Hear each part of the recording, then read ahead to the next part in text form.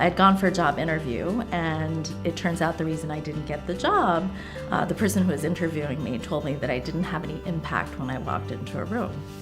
Granted, he was 6'7", and I'm 5'1", so my initial reaction wasn't a very thoughtful one. I mean, obviously I didn't say it to him, in person. But when I got home that night, I realized that whether or not it was my truth or not, it was his perception, and that is his truth.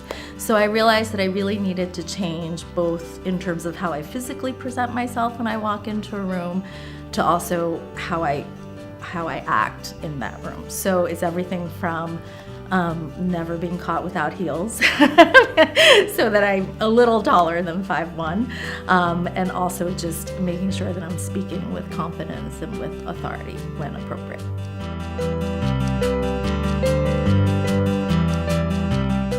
I think it's really, in order to evolve, I think it's really important to be adaptable, be flexible, but also be able to chart a very specific course with a specific goal in mind.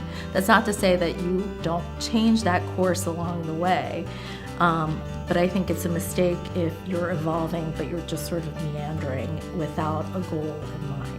I think I've pretty much grown up with a lot of change in my life. I came to this country when I was 10. I learned English as a third language. My parents were Chinese, but I grew up in Brazil. And I had to learn how to really adapt and assimilate in the community that I lived in, because we were the only Asian family. And in fact, I went to school and there wasn't anyone there who spoke Portuguese, so we found somebody who spoke Spanish, who then helped to translate, and then the rest of my English came from watching a lot of episodes of The Brady Bunch, which probably says a lot. So.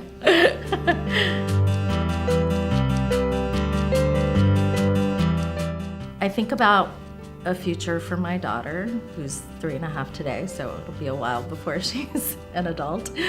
And I hope that she will be in a world, or live in a world, where her diversity is celebrated, but that she is treated in a genderless and colorless world.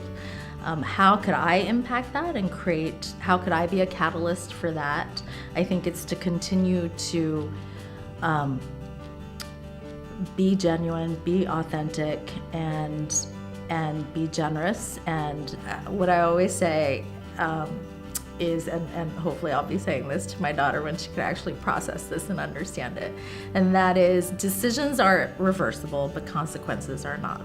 So you ultimately, when you make a decision, it results in something, and that result is probably not reversible.